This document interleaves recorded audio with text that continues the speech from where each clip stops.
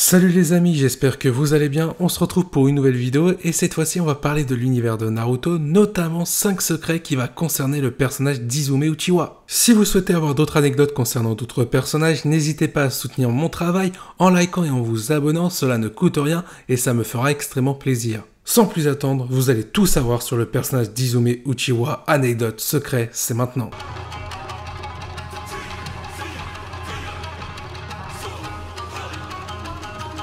On commence avec le premier secret de cette vidéo. Est-ce que vous saviez que le prénom japonais Izumi a pour traduction française le mot fontaine? En connaissant les caractéristiques de Kishimoto par rapport à ses œuvres, on peut s'apercevoir que le personnage d'Izumi par rapport à son prénom est symbolique au vu de son histoire, notamment lors de sa mort avec le clan Uchiwa. Par exemple, la définition du mot fontaine, c'est un symbole féminin et maternel. Elle est le signe d'une sérénité et maturité par les femmes par rapport aux hommes. Il faut savoir qu'une fontaine peut symboliser également le processus du rêve avec une source inépuisable d'images et d'énergie qui se produisent souvent la nuit. Cette définition que je vous propose en rapport avec le prénom d'Izumi fait référence directement à l'histoire du clan Uchiwa et notamment le massacre de la part d'Itachi et d'Obito. Il faut savoir que cet événement a eu lieu la nuit et pour ceux qui ne le savent pas, mais cette nuit-là a été surnommée par les shinobi du village de Konoha comme la nuit sanglante ou plutôt la nuit noire. Et il faut savoir que lors de cet événement-là, Izumi n'est pas morte en se faisant tuer directement,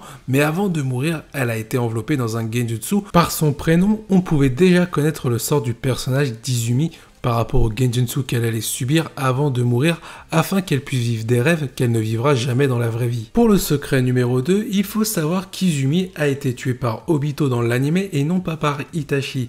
Lors du massacre du clan Uchiwa organisé par Itachi et Obito, elle s'est retrouvée piégée face à Obito et a demandé à Itachi de la sauver. Cependant, Itachi a refusé de l'aider en lui infligeant un genjutsu afin qu'elle puisse vivre dans un monde de rêve sans souffrance. Obito finira par la tuer sous les yeux d'Itachi. Pour la petite anecdote, il faut savoir qu'Itachi n'a jamais clairement refusé d'aider Izumi lors de sa propre mort. Il a préféré la conserver à travers un genjutsu pour la sauvegarder au travers de rêves pour qu'elle puisse vivre éternellement malgré sa propre mort. Je pense qu'on peut même dire qu'Itachi a sauvé Izumi à sa manière, mais du point de vue d'Izumi, celui-ci a refusé de l'aider car celle-ci a fini par se faire abattre sous les yeux d'Itachi par Obito. Est-ce que vous saviez pour le troisième secret d'Izumi que celle-ci a éveillé son Sharingan bien avant Itachi?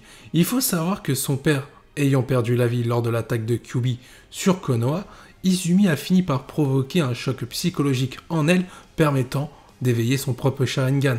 Cependant, elle n'arrivait pas à le maintenir car ses pupilles, dès qu'elle les activait, elles s'évanouissaient au bout de quelques secondes. Malheureusement, avec le temps, son Sharingan n'a cessé d'avoir ce défaut-là qu'elle ne pouvait pas le maîtriser. À chaque fois qu'elle l'activait, elle finissait par s'évanouir au bout de quelques secondes et même pire, au bout de quelques semaines, ce défaut-là a fait qu'empirer. D'ailleurs, il faut savoir que son Sharingan pouvait avoir la puissance équivalente au Sharingan d'Itachi à peu près pour le même âge qu'avaient ces deux personnages-là. Cependant, la suite de l'histoire, on la connaît, Izumi va mourir avant même d'avoir maîtrisé son propre Sharingan, alors qu'elle avait un potentiel plutôt élevé. Il faut savoir qu'Izumi n'a jamais été reconnue par son clan comme une Uchiwa. Effectivement, on va le voir avec ce quatrième secret, elle était dans la même situation que Sarada, mais avec des époques différentes. Izumi n'avait qu'un seul parent sur deux qui était une Uchiwa et c'était sa mère. Ce n'était pas le cas de son père.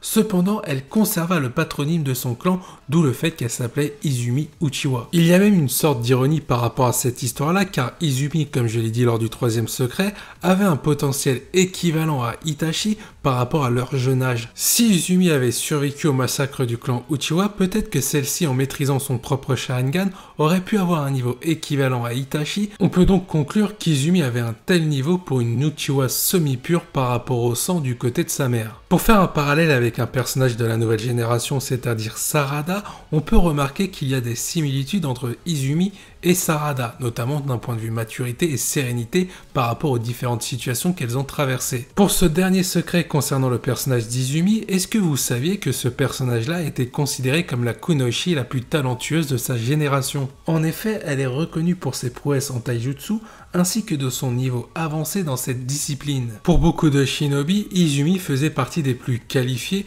pour son avenir en tant que ninja. Elle a été également la première diplômée de sa promotion à l'Académie Ninja par rapport à ses camarades. On parle souvent d'Itachi concernant son intelligence ainsi que sa sagesse à devenir Hokage pour son jeune âge. On aurait pu dire qu'Izumi était le côté féminin opposé au côté masculin d'Itachi par rapport à son intelligence ainsi que son potentiel avec ses Sharingan. D'ailleurs, je vous pose une petite question et je vous invite à y répondre en commentaire. Est-ce que les yeux d'Izumi par rapport à son Sharingan qu'elle ne parvenait pas à maîtriser ne seraient pas une référence de Kishimoto pour les yeux de Sarada qui souffre d'un léger trouble de vision? Si vous aimez ce concept, n'hésitez pas à me soutenir en laissant un like et un commentaire. Vous pouvez d'ailleurs me donner des idées de personnages auxquels vous voudriez savoir des secrets. Merci d'avoir suivi cette vidéo, je vous dis à la prochaine.